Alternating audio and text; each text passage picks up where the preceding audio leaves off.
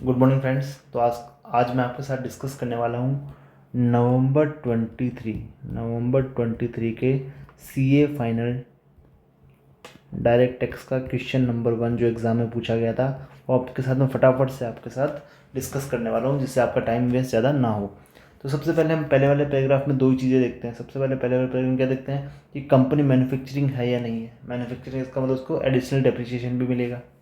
Secondly, उसका profit कितना है, 79,50,000 है, जो आफ्टर ये सब एडजस्टमेंट करने के बाद है। तो एक एक करके हम एडजस्टमेंट को देखते जाते हैं और इनका कंक्लूजन अपन साइड में लिखते जाएंगे। डेप्रीशिएशन है कंपनीज एक्ट के हिसाब से वापस ऐड कर देंगे। क्या कर देंगे, इसको अपन वापस ऐड कर देंगे, क्योंकि अपन इनकम टैक्स वाला बिजनेस लेस करने वाला है। सेकंड कह रहा है कि एक मशीन है जो जल गई है आग से। 25 लाख की मशीन थी जो आग से जल गई है। 7,80,000 उसका स्क्रैप वैल्यू मिला है अपन को। स्क्रैप में उसका पैसा मिला है इतना 7,80,000 रुपये अपन को, और इंश्योरेंस कंपनी ने साफ साफ मना कर दिया कि हम कुछ भी नहीं देंगे।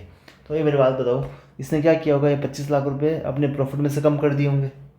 25 लाख रुपये प्रॉफिट में से इसको कम कर दिया होगा, और 7,80,000 को इसने अपने प्रॉफिट में ऐड कर दिया होगा क्योंकि इसको पैसा मिला है। पर ध्यान रखना, ये जो मशीन है वो क्या है, कैपिटल नेचर की है। कैपिटल नेचर की है तो कैपिटल नेचर का एक्सपेंस अलाउड नहीं होता है। कैपिटल नेचर का इनकम भी टैक्सेबल नहीं होता है। तो मेरी बात समझना, हर कैपिटल नेचर का इनकम टैक्सेबल नहीं होता है। अब ये 25 लाख इसने क्या किया होगा, प्रॉफिट में से लेस कर दिया होगा, तो अपन वापस ऐड कर देंगे। 25 लाख को क्या करेंगे, ऐड कर देंगे, और 7,80,000 जो इसने लेस प्रॉफिट में ऐड कर दिया होगा, तो उसको अपन क्या करेंगे, वापस लेस कर देंगे। इसको वापस अपन लेस कर देंगे। अब मेरी बात समझना, इसने 25 लाख को क्या किया होगा, लेस किया होगा, इसको वापस ऐड कर दिया, इसको ऐड किया होगा, वापस इसको लेस कर दिया। चलिए अगला कह रहा है इनकम टैक्स की डिमांड आई है 21-22 की। 21-22 असेसमेंट ईयर 21-22 यानी फाइनेंशियल ईयर 20-21 की डिमांड आई है, जो सितंबर 22 में आई है 5,70,000 रुपये की। और इसका सरचार्ज 60,50,000 रुपये, और 6 से 24,200 रुपये। 60,050 रुपये इसका सरचार्ज है, और 24,200 रुपये इसका सेस है। मेरी बात समझना, अपन ने सेक्शन 37 में सबसे पहले यही पढ़ा था कि इनकम टैक्स अलाउड ही नहीं होता है। इनकम टैक्स का कोई भी अगर पेमेंट करते हैं आप, उसका इंटरेस्ट पे करते हैं, वो अलाउड ही नहीं होता। तो ये अलाउड नहीं होगा, ये अलाउड नहीं होगा। इसने क्या किया है, अपने इसके P&L में इसने क्या किया, उसको डेबिट मार दिया होगा। और ये क्या लिखा, विच इंक्लूडेड, ये मतलब ये अमाउंट इसमें इंक्लूड है 5,70,000 में। इसने क्या किया, 5,70,000 रुपये डेबिट मार दिया होगा, P&L में डाल दिया होगा। तो उसको अपन वापस क्या करेंगे, ऐड कर देंगे। चलिए अब कह रहा है सब्सिडी मिली है गवर्नमेंट से सब्सिडी मिली है, सेंट्रल गवर्नमेंट से 13 लाख की बिजली का बिल पे करने के लिए। बिजली का बिल पे करने के लिए उसको क्या मिला है, सब्सिडी मिला है।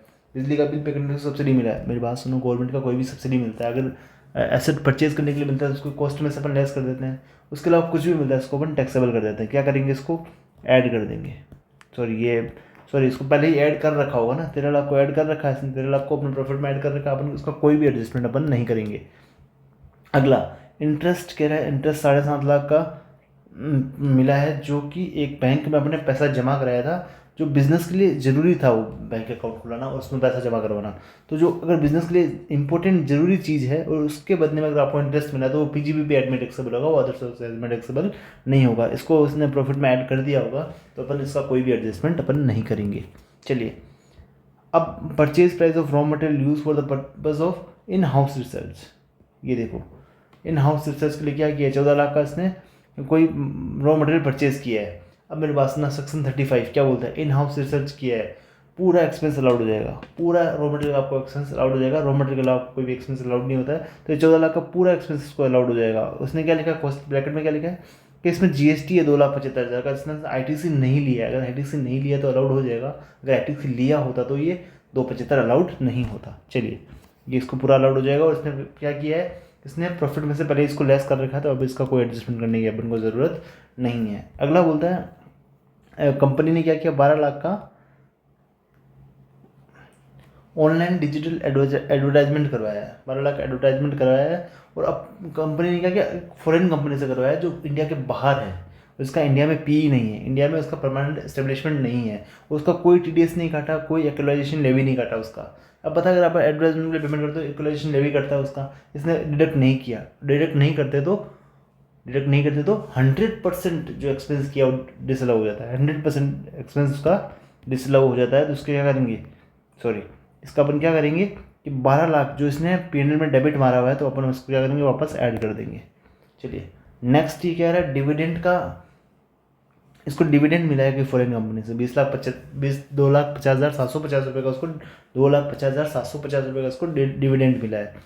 और जो इसमें ये 28% होल्ड करता है नॉमिनल वैल्यू का। ओके, और ये कह रहा है कोई अदर एक्सपेंस है जो 15,000 का उसने डिडक्ट किया है इस इनकम को कमाने के लिए। 15,000 का एक्सपेंस किया है इस इनकम को कमाने के लिए। मेरी बात समझना, डिविडेंड इनकम के अगेंस्ट में ओनली एंड ओनली इंटरेस्ट का एक्सपेंस अलाउड होता है, वो भी up to 20% of dividend income. Dividend income का 20% तक ओनली इंटरेस्ट का एक्सपेंडिचर अलाउड होता है। अदर कोई भी अगर आपने एक्सपेंडिचर किया वो अलाउड नहीं होगा, मतलब 15,000 आपको अलाउड नहीं होगा। और सेकंड बात, डिविडेंड का इनकम आपका अदर सोर्स में टैक्सेबल होता है। तो सबसे पहले क्या करेंगे, इसने 2,50,000 इस प्रॉफिट में ऐड कर दिया होगा तो अपन लेस कर देंगे, क्योंकि इसको अपन अदर सोर्स में टैक्सेबल करेंगे। और ये 15,000 इसने लेस कर दिया होगा, इसको वापस हम क्या करेंगे, ऐड कर देंगे। I hope you understand. अगला पॉइंट बोलता है interest of 20 lakh. Interest of 20 lakh. अब मेरी बात सुनना, जो मैंने ऐड लेस करवाया ना, तो ये आपको सिर्फ करने नहीं, आपको एक पेपर में लिखने हैं सारे ना। मैंने ये ऐड बोला, ये लेस बोला, आप फाइनल अपना आंसर मिलाएंगे उससे, फाइनल आंसर से। ओके, इंटरेस्ट का 20 लाख। सर ये तो सर पुराना क्वेश्चन है, 2 साल पुराना क्वेश्चन है, इसमें कुछ अमेंडमेंट आया होगा। आंसर इसमें कोई भी अमेंडमेंट नहीं है। ये जैसा प्रोविज़न पहले थे अभी वैसे के वैसे प्रोविज़न है, इसलिए आपको इसमें कोई भी अमेंडमेंट की चिंता करने की ज़रूरत नहीं है। अब मेरी बात समझना, इंटरेस्ट 20 लाख का इसको फाइनेंशियल 22-23 का मिला है, जो सेटल हुआ है बाय इशूइंग डिबेंचर ऑफ ₹100। इसको क्या 20 लाख का इंटरेस्ट देना था किसी कंपनी को। मेरी बात समझना, इसको 20 लाख का इंटरेस्ट देना था कंपनी को, पर कंपनी ने क्या किया, 20 लाख का इंटरेस्ट नहीं दिया, उसके बदले में 8% के डिबेंचर इशू कर दिए। तो अपन ने जब सेक्शन पढ़ा था तब अपने क्या पढ़ा था उसमें, जब अपन ने प्रोविज़न पढ़े थे तो अपन ने क्या पढ़ा था, 43B में क्या पढ़ा था कि अगर आपने लोन का रिपेमेंट कर दिया है तब तो उसको रिपेमेंट मान लेंगे, उसका इंटरेस्ट का पेमेंट का अपन डिडक्शन अपन दे देंगे।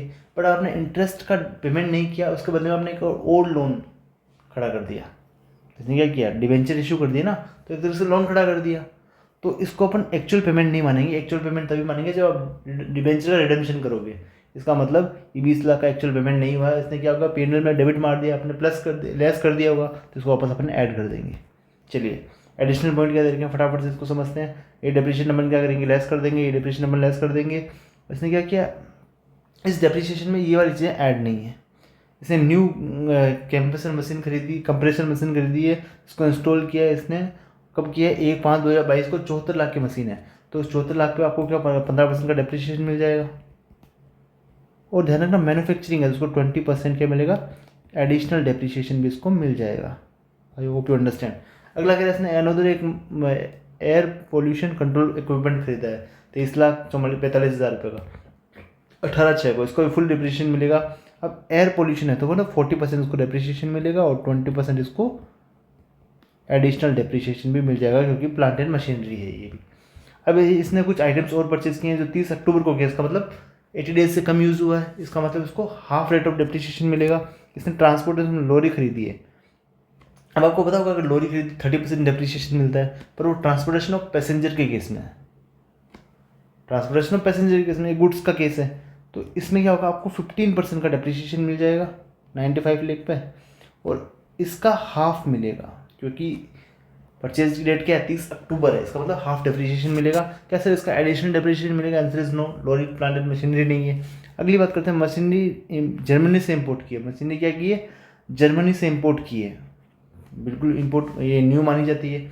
और कांडला पोर्ट पे ही 30/3 को, ओके। और इंस्टॉल कब हुई, 10/4 को। इसका मतलब अपन कब की चेक कर रहे हैं, अपन कर रहे हैं 31 मार्च 2023 की बात, तो उसके बाद इंस्टॉल हुई है, पुट टू यूज़ उसके बाद है। इसका मतलब इसका कोई रेलेवेंस नहीं है इस साल में। चलिए अब मेरी बात सुन, बाकी सारी मशीनें अभी यूज हुई है। इसका टर्नओवर कितना है, 415 करोड़ है इसका, 415 करोड़। इसका मतलब 30% टैक्स लगेगा इसके ऊपर, आपको टैक्स निकालना है। अब सिंपल सा मैं फटाफट से आपको एक बार इसको आंसर को थ्रू करवा देता हूँ।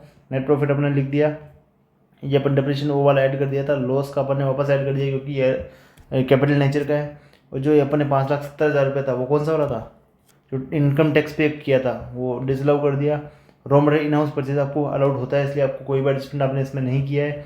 और ये जो फॉरेन वाली कंपनी है इसको पेमेंट किया एडवर्टाइजमेंट का, वो 12 लाख अपन ऐड कर देंगे क्योंकि इसने इक्वलाइजेशन लेवी नहीं काटा। डिविडेंड इनकम है जो 15,000 रुपये खर्चा, वो कहीं भी अलाउड नहीं हुआ, कहीं भी अलाउड नहीं, क्योंकि डिविडेंड के केस में ओनली इंटरेस्ट का खर्चा अलाउड होता है। तो ये 15,000 वापस ऐड कर दिया।